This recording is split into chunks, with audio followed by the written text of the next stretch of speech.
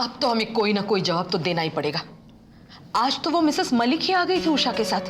अच्छा? हाँ, क्यों आई थी वो यहाँ? मेरी तबीयत का पूछने। बहाना ही था वैसे। वो भी जानना चाहती हूँ कि हम कब जाएंगे उनके घर। अब तक तो मैं एक खराब तबीयत का बहाना बना रही थी, लेकिन ये कितने दिन और चलेगा? बेचारा राहुल भी मुझे बीमार देखकर परेशान होता है, सो अलग। ये परेशानी भी उसी की दी हुई है। तो खत्म कर दीजिए ना इस परेशानी को। साफ साफ क्यों नहीं कह देते उसे कि हम ये रिश्ता नहीं करेंगे? सविता, बात इतनी आसान नहीं है जितना तुम समझ रही हो। वो तो प्यार में ऐसा गुम है कि उसे और कुछ दिखाई नहीं देता। लेकिन मैं भी अपने बेटे को जाल में फंसने नहीं दूंगा। प्यार से कहूंगा तो मानेगा नहीं।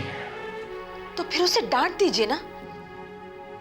और कल अगर अपनी मर्जी से शादी कराया तो क्या करेंगे हम? सविता, राहुल अब बड़ा हो गया है और आज तक उसने हमारी एक भी बात नहीं टाली है। अब मैं कुछ ऐसा नहीं करना चाहता जिससे वो हमें हमारे मुंह पर ना करने की हिम्मत करे। बेटा जब कद में ऊंचा हो जाता है तो बाप को अपनी आवाज नीची रखना सीख लेना चाहिए।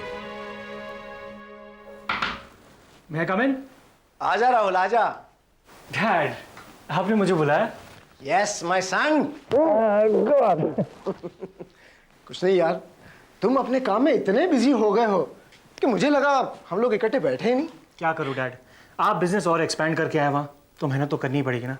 और वैसे भी यही तो उम्र है काम करने की। कैसी बड़ों सी बातें करने लगा है मेरा बेटा। मैं तो बड़ा हो गया माँ, लेकिन आप मेरी कोई बात नहीं मानती। कौन सी बात? अपनी सेहत का बिल्कुल ध्यान नहीं रखती आप। अब तो मैं बिल्कुल ठीक हूँ बेटा। Great mom. डैड, फिर तो हमें कल सुबह ही जाना चाहिए काजल के घर। Any problem? बेटा, प्रॉब्लम में तो तुमने हमें डाल दिया है काजल की बात बता के। मैं कुछ समझा नहीं। बेटा, मैं और तुम्हारे पापा ये सोच रहे थे कि क्या सोच रहे थे? सोच रहे थे पर अब फैसला कर लिया। कैसा फैसला? यही कि हम काजल के घर नहीं जाएंगे। तो इसमें प्रॉब्लम की क्या बात है? वो आ जाएंगे आपसे मिलने। कोई फायदा नहीं होगा क्योंकि फैसला हो चुका है। तो सुना भी दीजिए। काजल हमारे खानदान की बहू नहीं बन सकती।